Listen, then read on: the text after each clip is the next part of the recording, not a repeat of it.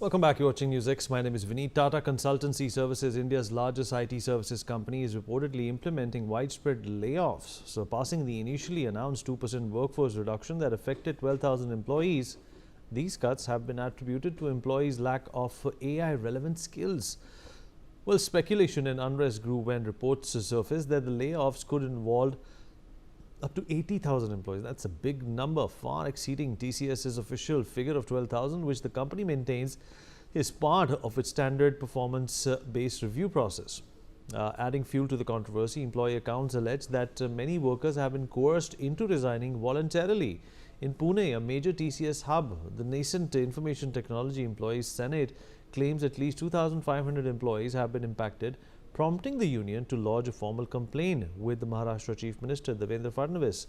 The complaint targets TCS's headquarters in Mumbai, demanding an investigation into alleged unfair labour practices. We'll talk about this and more with our guest. Joining us on the program at this point in time is Dr. Sharat Kohli, Senior Economist. Mr. Yogendra Kapoor, Senior Economist, also joins us. And last but not the least, Professor Raman Agarwal, Economist, is also with us on the program. Dr. Kohli, well, what would you attribute these layoffs to? AI is one thing, but if you are to, sack people because of lack of relevant AI skills, then this would have been a trend with a number of companies in the last few months. Do you also see a connection here, sir, of what's happening, with America and India at this point in time, if at all? I'm curious to know. Good evening, Vineet. Good evening to Yogendra and Aman, and of course to the NewsX viewers. I think there are two factors which contribute to these layoffs. One, of course, is artificial intelligence. I think somehow our Indian IT industry did not prepare itself properly. It should have done that, probably 10 years ago. It did not. It kept focusing on outsourcing, finishing small processes here and there. It did see a growth of 20-30% every year, and probably they thought this is going to go on. This is going to go on forever. But somehow, as everything comes to an end, there's always a technology which surpasses you, and you get left behind. And of course, the second factor is Donald Trump. So he's the second factor. I think his policies, the way he's been shaping his policies, formulating his policies, whether it is H-1B visas or whether it is his anti-immigration policy, his dislike to people coming in the US and working and so on. So if I put it in very, very layman's word, his dislike for people coming across to US and working here. He feels that they are taking away the jobs of Americans. The fact of the matter is that the Americans do not have that skill, to work, to fill in the shoes of where the Indian brilliant minds are working. Well, Americans, I don't mean to demean Americans. I have a lot of respect for that country to a certain extent. But I do feel the Americans do not have the skills which the Indians have been displaying ever since 1990, when this whole IT a revolution started in US, when Indian IT companies like TCS, Infosys, L&T, Mindtree, L&T, Infotech, Wipro, they all started flourishing. They set up their offices. 70% of the H-1B visas were taken by Indians, 20-30% growth every year, several millionaires being created by these companies, luxurious campuses being set up in India and abroad.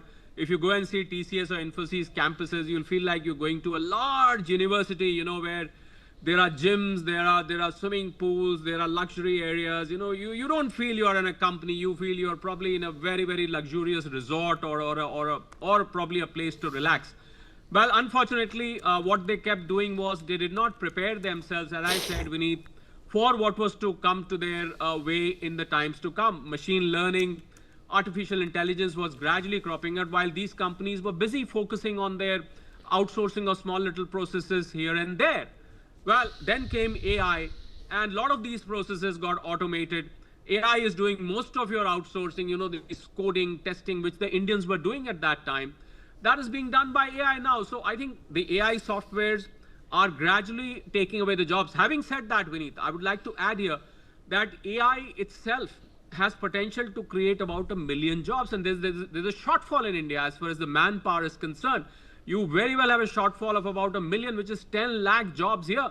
So I think that those IT engineers or those software engineers, whatever you want to call them, they did not prepare. They were just busy making their dollars here and there. And I think at that time, their customers or clients in America, they found them to be cheaper. Something which was available for $100,000 was being provided in $10,000. Although it's not the same anymore, but it used to be at that time. So I think that has been the prime reason. And Donald Trump, combined with artificial intelligence, although the combination doesn't go well together when you speak the two things together because they're poles apart. I think some artificial intelligence we need to put in President Trump also to help him in taking some pragmatic and prudent decisions, which do not seem to be coming. If left to me, I would put some AI. I would like to install some AI in White House to see that the decisions coming out every morning, have some kind of intelligence in them, some kind of basics of diplomacy, basics of economics, basics of international trade, basics of international relations for that matter. But somehow it doesn't seem to be happening. I think these two factors have primarily contributed, Vineet, in the downfall. I won't call it a downfall yet, but they are heading in that direction. And if they are not still preparing themselves, they are spelling a recipe for disaster. And they'll only have to blame somebody, which is themselves, Vineet.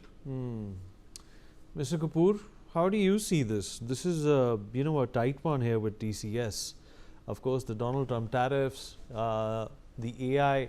I believe the AI bit is just hogwash. It can't be the AI bit. AI has been around for a long time, and it is still at a stage where it is proving itself.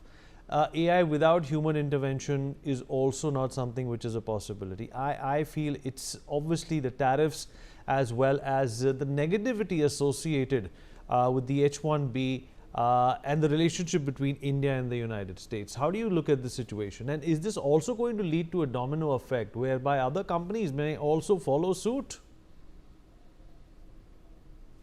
Right, Vineet. First thing I'd like to say is that when we are dealing with technology, it's very important to understand that either you have to update yourself or you become a part of being outdated. Likewise, either you have to adapt or you should be ready to be perished.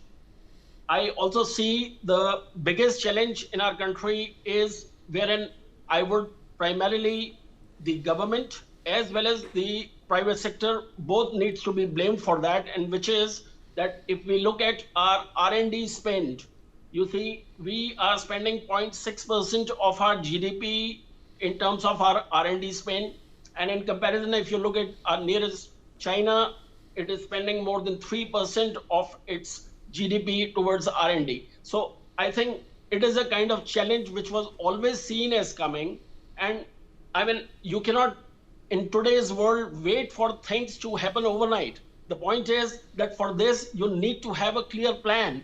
And it's very important that you need to understand that there was a time 40 years ago when computers was coming to India, it was always seen that they may take away the jobs. But point is, what has the real thing been proved? That it is become a necessity. Likewise, I also see that AI in the times to come it's already becoming and nearing to a necessity, and to which we need to adapt fast.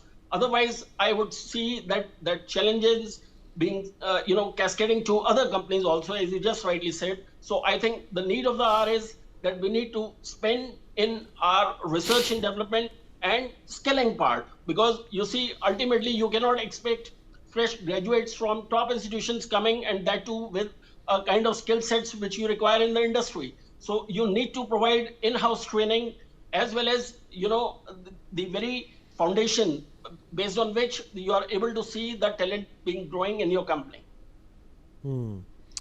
Okay, Professor Agarwal, how do you see this development? Is this indicative in any which way, according to you, of the downside of the way Trump has been mistreating India? You see, first of all, you must understand that the world has been in a slowdown and economic recession. Even this year, although India has been growing progressively, but the world is in a recession phase. You see, the United States itself, roughly about 300,000 federal workers, that means government employees, have been taken off, out of which 200,000 have been confirmed.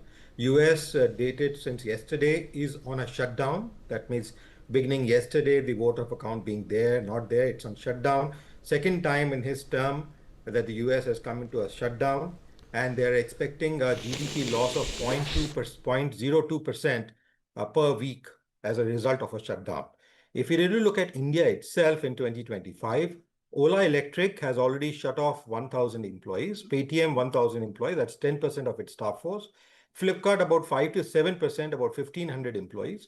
Byju's has laid off 500 employees. Wipro about 6,180 employees. And similarly, there are a large number of other companies which have done it as well. So it is to just look at these two countries in perspective, the fact that business largely for IT sector or back office operations, whether it is medical services or other, comes from some of the richer countries, which includes Europe and US, for various Indian companies. Now, it's natural for them to actually go in for this kind of a layoff. What TCS officially has said is about 2% of its total workforce, and that what they're projecting is about 12,000. And they're giving a fairly good relieving package of about 3 months salary for younger people with not too much age of the employee base, and about a year and a half of salary which will be there, sit back salaries as a package which is there for people who have more than 10 years or 15 years of experience with the TCS itself. So we should not look at it from a negative perspective. Secondly, when governments around the world can include layoffs, even this government in Modi 1.0, if you remember, talked of minimum government and maximum governance, looking at structures where governance could improve, but they would not be employing more people. They did not lay off, but they were not employing people. So the government was at a standstill in terms of employment in India as well in Modi 1.0.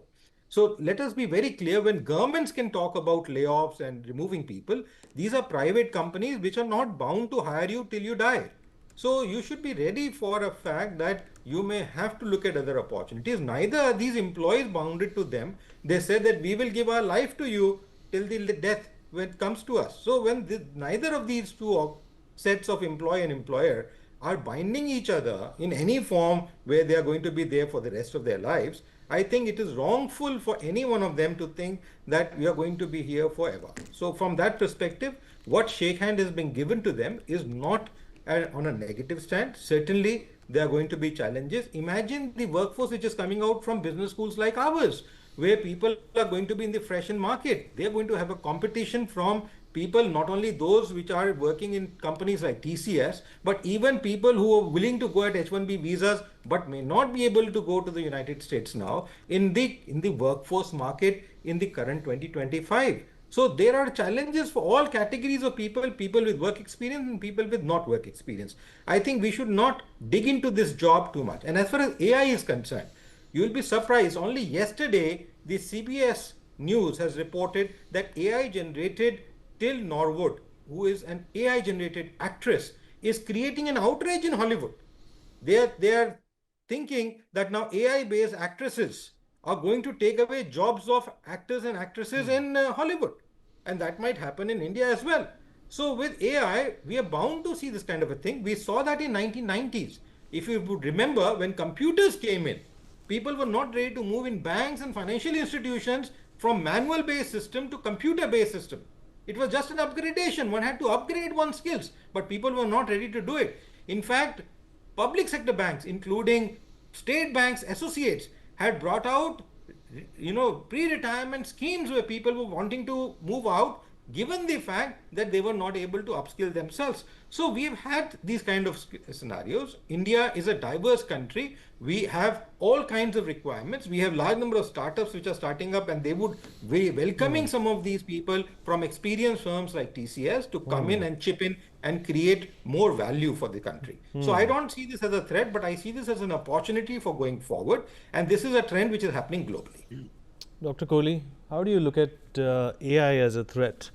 Is everyone's job, replaceable today? Can a AI module do what I'm doing? Can it ask you intelligent questions the way I do, Dr. Kohli?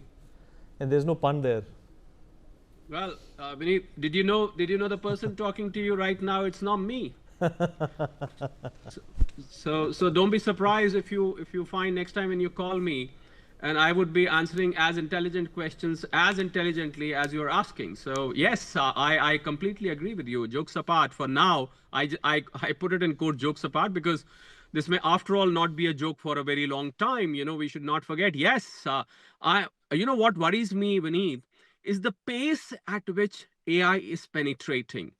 Well, AI has been in the talks for a very long time, as you rightly said. Probably it's been a decade now, ever since we first started talking of AI. But now I think the accelerator has been pressed, and I think the speed at which it is penetrating, I already see on some channels, Vineet, where learned anchors like you reading the news, and they are training their AI models next to them. Even if they come and say hi and bye at the end, I think the beginning has already been made. The first step has already been taken. Yes, it is. But what is worrying is that you need to do a show, Vineet, on the differences between, suppose, as far as television is concerned, as you are concerned, I've been knowing you for ages now. The kind of dexterity which you show, whether AI will be able to do all that. So we need to do a show on Vineet, which tells me that what Vineet is doing, his AI model will be able to perform the same way. Well, as of now, my answer is no. But unless we conclude on the show and somebody gives me a reasonable argument, yes, Vineet's AI will be able to probably do better. So I think that is where the question lies. And by the way, this anecdote is, or this hypothetically created story is meant to convey a message that probably AI will work if you're able to do better than the guy. And of course, yes, but this is a truth. What is happening in IT companies, Vineet, is a bitter truth. It is indeed eating away the jobs. As for Donald Trump is concerned, I came to know that from tomorrow he's levying 100% tariffs on anybody who says the name Donald Trump. So be prepared. Next time we call him Donald Trump, you might be subject to 100% tariffs some way or the other. Well, God save America, as they say, although it is make great America again. His famous red cap, which he wears every time he alights a plane or something, I see him in the red cap. But for me, it's not MAGA, it's going to be Mara. Make America recessionary again. It's going to be Mia. Make America expensive again. It's just going to be anything but great again. I think Indian IT companies, they are dealing with these two devils as of now. With regard to IT stocks, so somebody was asking me, shall we invest in IT stocks in stock markets? Well, these two factors, I were aware of both the factors. I said, if you can reduce your holding, please do, because unless these IT companies, they start preparing themselves massive, because the problem was, Vineet, they got so used to those revenues, and the revenues were so free flowing. Imagine 20 to 30% growth every year. I mean, the number of millionaires I know in Bangalore, Pune, Gurugram, and or Noida, or some of the other places was unimaginable. The guy working for 5 years suddenly has 10 crore in his bank account. I mean, this is crazy. So I think as they say, all good things come to an end. So I think probably we're gradually heading for that era. But fingers crossed, if somebody is working hard on AI, you might as well fill up that gap of 1 million AI job shortage or skill shortage, which I just spoke about, Vineet. You're absolutely right, Dr. Kohli, spot on. And we have a paucity of time. I'm going to take concluding thoughts from Mr. Kapoor and Professor Agarwal as well. Mr. Kapoor, this is obviously a dawn of a new worry, if I can call it that, for Indian companies, especially Indian tech companies. And Dr. Kohli also enunciated that you cannot at this point in time look at this in isolation. All these world factors, all these geopolitical reasons are contributing towards this kind of a damage. What can India do to control it? Even so far as process-driven industries are concerned, I definitely see AI as posing a challenge going forward. We have to also understand that India is a kind of economy where we have a mix of MSME sector, wherein basically you need to be taking unconventional decisions at times, at the same time real-time solutions to problems.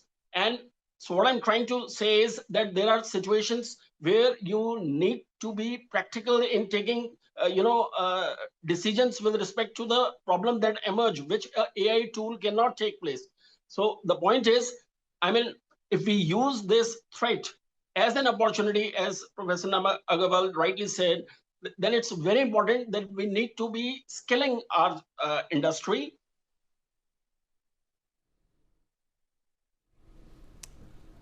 Mr. Kapoor, there seems to be a problem with your network. Quickly, a response from Professor Agarwal, and then we're going to wrap up. Professor Agarwal? We are in a situation. Professor Agarwal? Quick Yes, thought, we need, concluding thought from you, and then we wrap up. Yeah, AI is a reality and we need to embrace this fact. And it is going to bring in these challenges. As I said, Hollywood is already looking at this challenge going forward. I saw an AI-based music composer, a singer who is already there in place, which is actually producing YouTube songs on different base AI structures.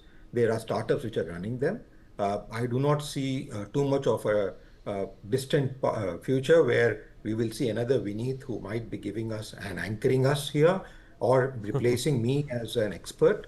I don't see that as a problem. The problem which is already posed before the United Nations also by some of the policymakers is the fact that the human-centric face is going to disappear and we will find it difficult to distinguish between what is AI and what is real.